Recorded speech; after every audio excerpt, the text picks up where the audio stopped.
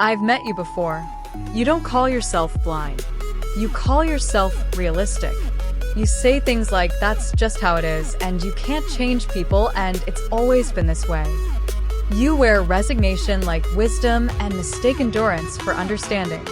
When I ask questions, you smile the way people do when they're humoring a child. Not cruelly, almost kindly, as if curiosity itself is naive, as if seeing too much is a phase you'll outgrow.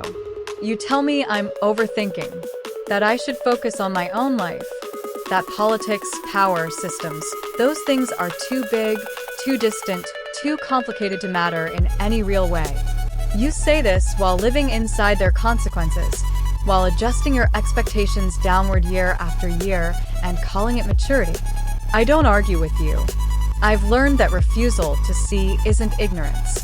It's protection. Because if you let yourself notice the pattern, if you really follow the thread, you'd have to grieve. You'd have to admit how much of your time, your energy, your hope was quietly siphoned away.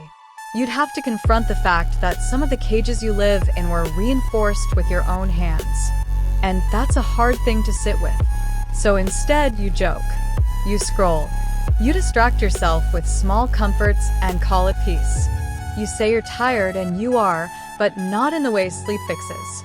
Sometimes you look at me like I'm dangerous. Not because I'm wrong, but because I won't help you pretend.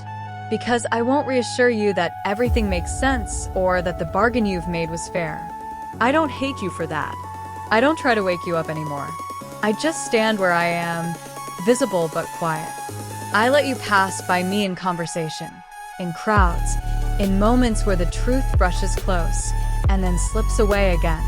I trust that if the day ever comes when pretending costs you more than seeing, you'll remember this feeling. Not my words, the tension, the unease you couldn't quite name. And if that day comes, I won't say, I told you so. I'll just make room, because seeing isn't a victory, it's a threshold. And no one crosses it because they're forced. They cross it when staying asleep hurts too much to continue. Until then, I remain what I've always been. Not an enemy, not a savior, just a presence you couldn't unhear.